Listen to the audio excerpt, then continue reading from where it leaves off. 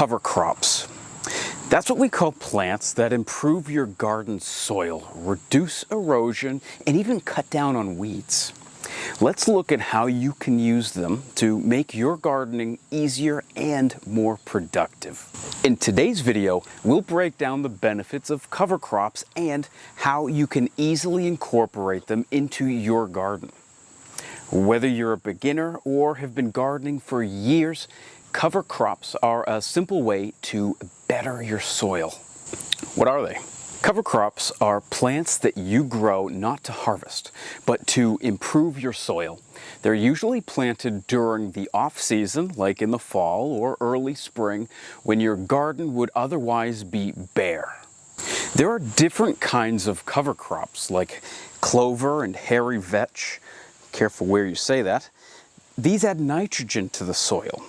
And then there are others like rye, which help keep the soil in place and reduce erosion. Check out this video to see what happens as a result of poor soil health. Benefits of cover crop.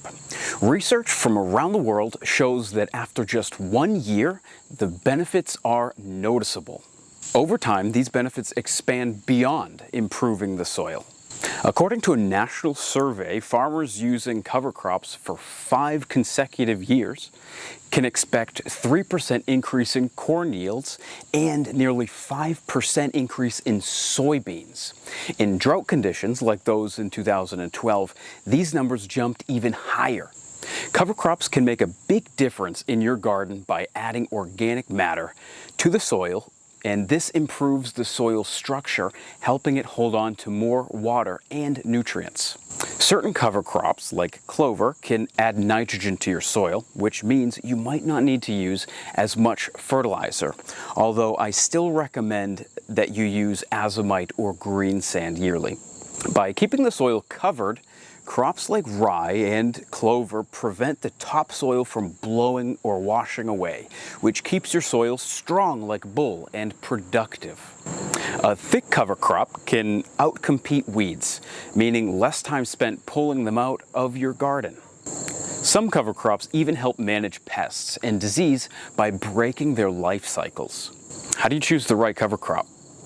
Think about what your garden needs. If you want to add nitrogen to your soil, go for a legume like clover or fava beans. If you're looking to protect your soil over the winter, something like rye might be a better fit.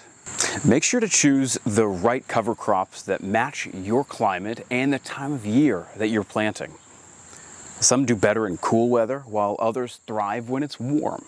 Also, consider how you'll handle the cover crop before planting your veggies.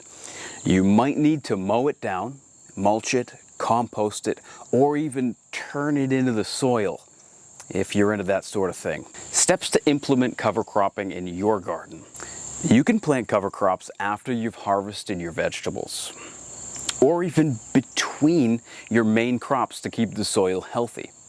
Follow the recommended seeding rates for your chosen cover crop and make sure the soil stays moist to help them sprout. Real life examples.